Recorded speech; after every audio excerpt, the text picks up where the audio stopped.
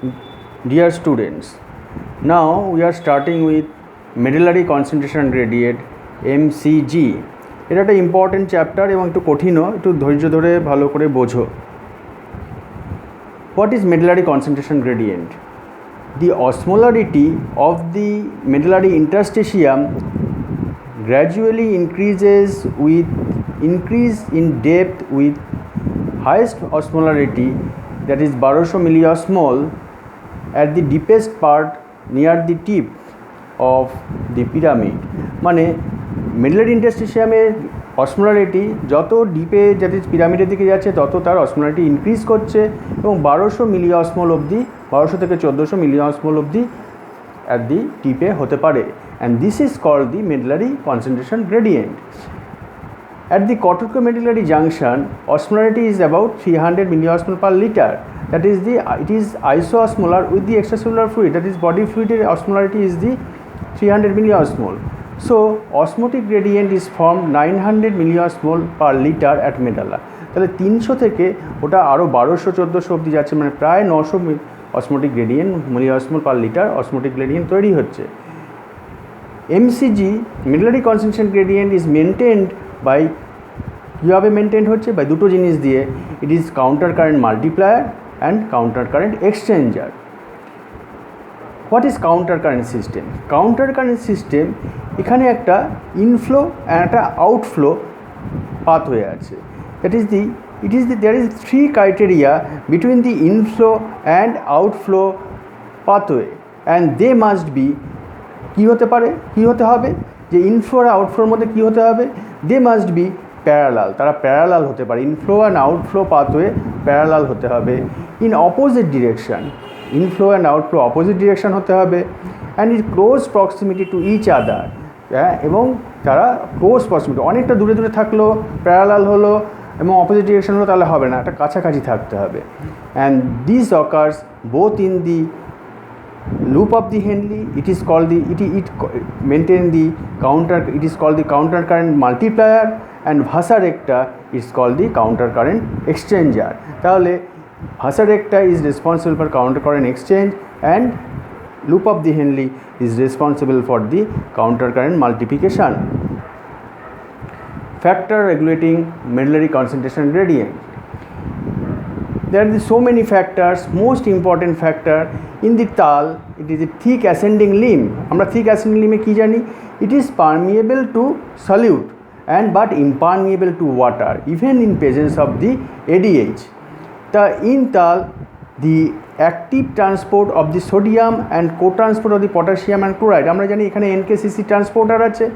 Sodium N for sodium, K for potassium, C for 2 chloride. The sodium potassium 2 chloride is transported through this side, at this side, and by the NKCC transporter, and it produce 200 milliosmol concentration gradient. দেখো চারখানা solute reabsorb হচ্ছে, so একটা huge amount of the concentration gradient তৈরি করছে, 200 milliosmol concentration gradient তৈরি করছে between the tubular lumen and interstitial fluid. As this water is impermeable at this part, medullary concentration gradient is produced. এখানে চারখানা solute permit করছে, reabsorb হচ্ছে, কিন্তু কোনো ওয়াটার রিঅ্যাবজর্ব হচ্ছে না। সো তাহলে ইন্টারস্টিশিয়ামটা কী হবে? Interstitium, that is medullary interstitium becoming hyper osmolar. Number 2 factor, in the collecting duct there is the active transport of the solute. There is active transport of the solute. And number 3, there is facilitated diffusion of the urea from inner medullary collecting duct. এখানে inner medullary collecting ductে কী হচ্ছে? There is a facilitated diffusion of the urea হচ্ছে to the medullary interstitium, and this produces 40 to 50% medullary concentration gradient. তাহলে এই urea reabsorption আমরা দেখেছি যে only at the inner medullary collecting ডাক্টে হচ্ছে, যেখানে urea transporter 1 and urea transporter 3 is present and is influenced by the ADH, আমরা আগের ক্লাসেই পড়েছি, and this causes the 40 to 50% medullary concentration gradient. Number 4, the diffusion of only small amount of the water from the medullary tubule to the medullary interstitium. In the medullary collecting duct, at the medullary collecting duct there is the যতটা urea reabsorption হচ্ছে বা আদার solid reabsorption সেই তুলনায় water reabsorption অনেক কম হচ্ছে, and this also produces medullary concentration gradient. Number 5, এটা important, that is the due to the increase blood flow. আমরা জানি কর্টেক্সে ব্লাড ফ্লো অনেক বেশি, মেডুলাতে ব্লাড ফ্লো ইজ অনেক কম, সেগুলো medulla is vulnerable to hypoxia. তাহলে এই due to the increase blood flow solute from the cortical region washed away, এত বেশি ব্লাড ফ্লোর জন্য কর্টিক্যাল রিজিয়ান থেকে সলিউট ওয়াশড অ্যাওয়ে হচ্ছে। But in medulla due to decrease blood flow solute are retained and produce medullary concentration gradient. In the thin ascending limb which is impermeable to water, আমরা thin ascending limb কি হচ্ছে impermeable to water, but some passive diffusion of the sodium and chloride occurs due to the sodium chloride co-transport, and this causes the further increase of the concentration of the medullary interstitium. তাহলে এতগুলো factor আমার আছে medullary for producing medullary concentration gradient। তার মধ্যে most important factor is NKCC। Steps of the counter current multiplication in the loop of the Henle. Assume, ধরে নিচ্ছি যে loop of the Henley is filled with fluid of concentration 300 মিলিঅসমোল। পুরো loop of দি হেনলিটা আমরা 300 মিলিঅসমোল দিয়ে ভর্তি হয়ে রয়েছে। আমরা দাঁড়াও আগে একটু ছবিটা দেখে নিই, তারপর আমরা পড়তে সুবিধা হবে।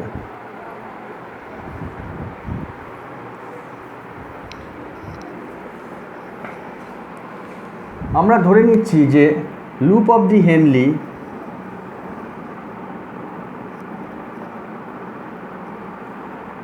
দি হেনলি is filled with 300 মিলিঅসমোল, পুরোটা 300 দিয়ে ভর্তি আছে।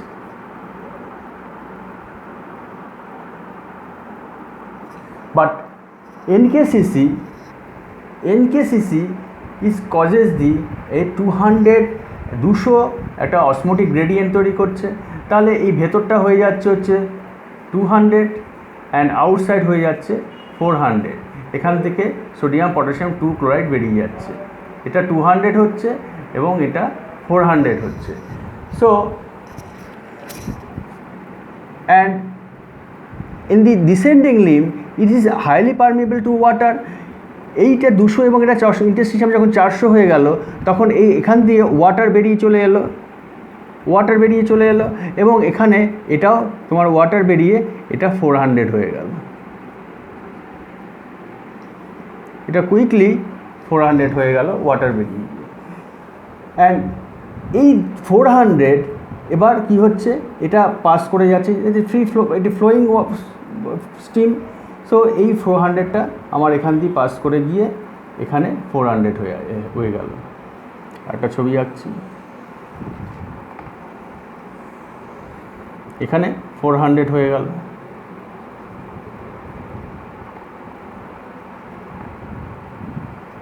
দুশোটা পাস করে ওপরে উঠে গেল। এবার এই 400 থেকে এখানে আবার সোডিয়াম পটাশিয়াম 2 ক্লোরাইড চলে আসছে। সো ধরো এখানে 300 হয়ে গেল, এখানে 500 হলো। এই 500 যখন হলো তখন এখান দিয়ে আবার ওয়াটার বেরিয়ে চলে এলো এবং এটাকে 500 করে দিল। অ্যান্ড দিস প্রসেস ইজ, এবং এই 500 আবার পাস করে এখানে 500 চলে এলো, এটা 500 চলে এলো এবং এবার 500 যখন এলো সেখানে আবার 350, এখানে 350, এখান দিয়ে 350 হয়ে গেল, আর এখানে 200 আমার গ্রেডিয়েন্ট তৈরি করে দিচ্ছে সোডিয়াম পটাশিয়াম 2 ক্লোরাইড। 350 এখানে 550 হয়ে গেল। অ্যান্ড এভাবে এই প্রসেসটা is going on and there is the interstitium is becoming higher and higher osmolarity and medullary concentration gradient is produced। তাহলে বোঝা গেল যে প্রথমে আমার পুরোটা 300 মিলিঅসমোল দিয়ে ভর্তি ছিল।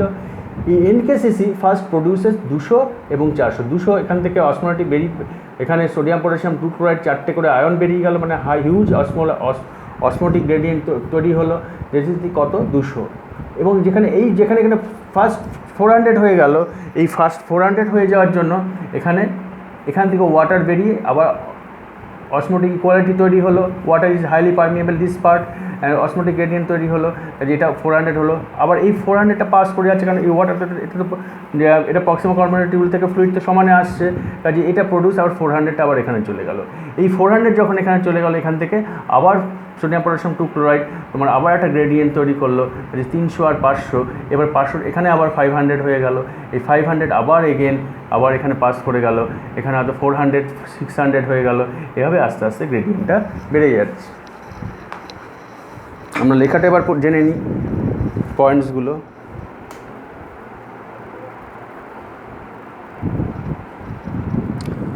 এবার দেখে নাও, steps of counter current multiplication in the loop of the Henley.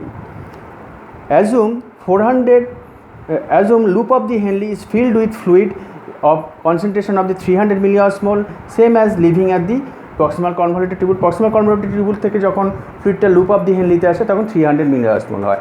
আমরা ধরে নিলাম যে পুরো loop of the Henley 300 milliosmol রয়েছে।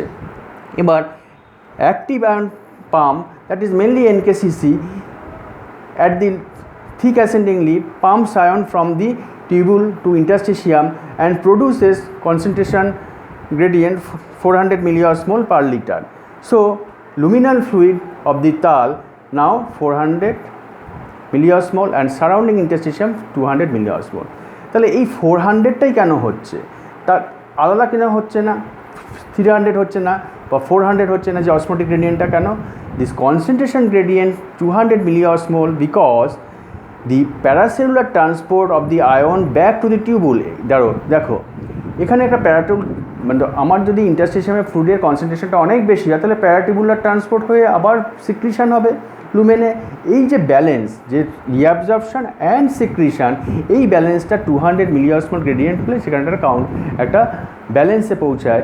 So concentration gradient of the 400 milliosmol per liter because paracellular transport of the ion back to the tubule, it counterbalanced when the concentration gradient is 400 milliosmol per liter is produced.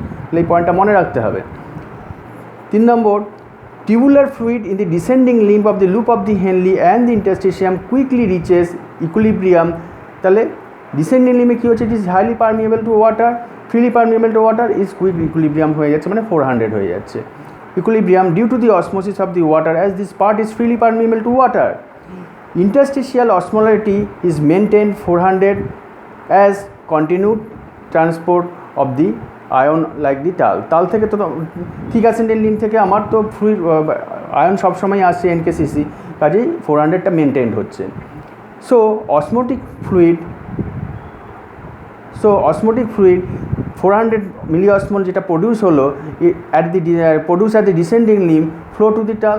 তো তালে যে descending লিমে যে water চলে এসে যে 400 milliosmol তৈরি হলো, সেটা যেহেতু ফ্রি ফ্লোয়িং স্ট্রিম, ওটা আবার তোমার থিক অ্যাসেন্ডিং লিমে চলে এলো।